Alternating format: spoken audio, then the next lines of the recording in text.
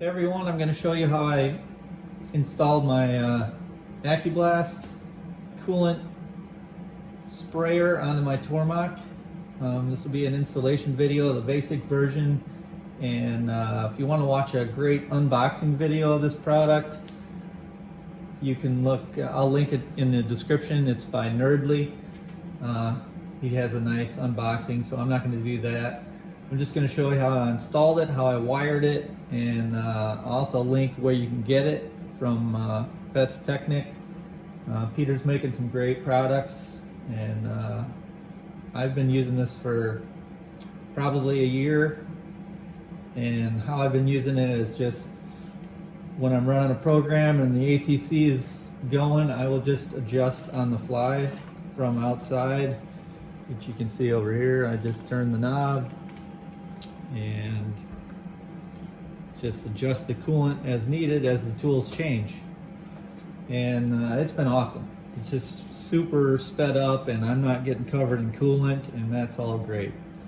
So the next video I'm going to show you will be how I got some help and installed another awesome product that lets the Tormach talk to the Accublast and tell it what tool is in there, and it'll automatically adjust, so I don't even have to be here, and it'll just adjust itself, which is fantastic. So stick around and I'll show you what happens.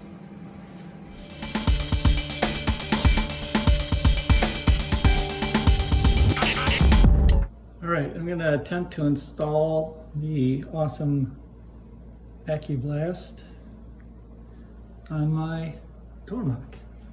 So what I got so far is I took off the pipe underneath here and put on a valve, which goes to a clear hose. And this has been pre-drilled for my air line. I'm going to leave that. I'm going to remove it and make a bracket to hold this. And I think I'm going to screw right into it where the magnets were. There were two magnets that came installed. So let's see how that goes. I'm removing these really good powerful magnets from the Accublast because it just doesn't stick to my Tormach head very well. I think it's the cast material or something. Alright, so there's the bracket mounted on there. And here's where I'm thinking I want the Accublast, so now I just gotta transfer those holes to that bracket.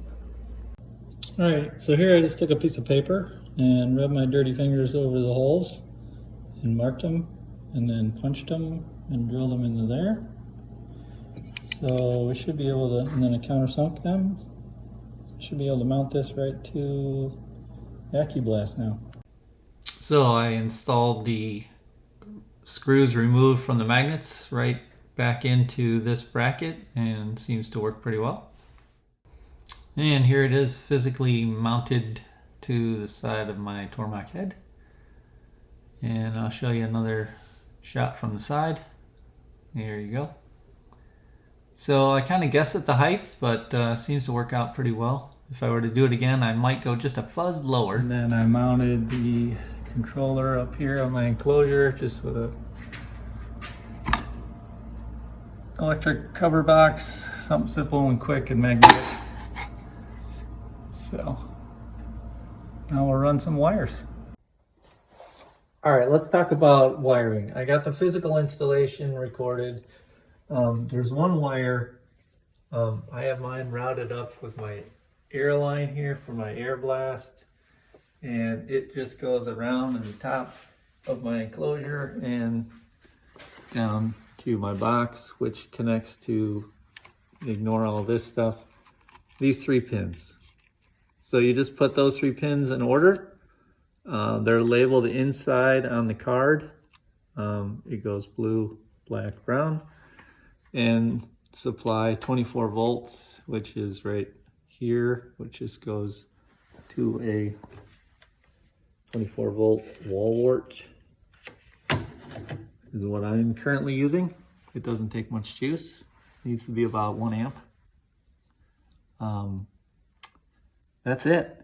So 24 volts to the top 2 pins, positive, negative. And again, labeled inside so you know where to screw your terminals in here.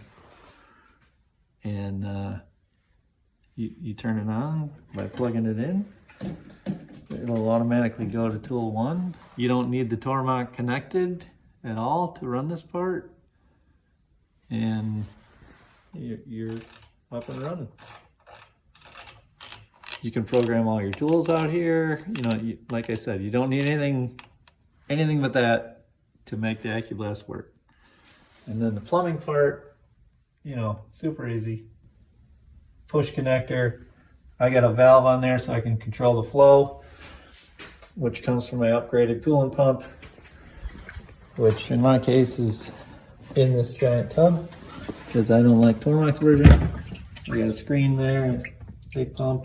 I also got an agitating pump in there to keep it from getting yucky. I got the inline filter as well. So it's super simple for wiring. It's just plug and play basically. I thought you'd want to see it actually working, so I got set up close here, and going to turn on the coolant. You can adjust each one of these by hand to where you want. I got them a little bit offset, which will help get each tool coverage when you got a little wider or skinnier tool. But you can always adjust that.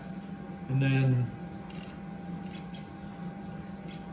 I will just manually adjust the tool length by adjusting the coolant rotation by hand out here while the machine's running. So I'm going to turn the coolant on. We might get a little wet. So normally I would have the door shut, of course, and I'd be putting it way up here for a short tool, and then the ACC comes in, changes to a long 1/2-inch end mill, and I come down here and just keep on running. And you can put it wherever you want, and it's great. And then you can also set it to switch mode, like for a long drill, and that'll help clear chips. So you turn off the coolant. So there it is, working in the flesh. Thought you'd like a sample. And next we'll learn how to get it to talk to the Path Pilot, so it'll tell it what tool's in there, and then I don't even have to adjust it. That'll be part 2. Thanks for watching.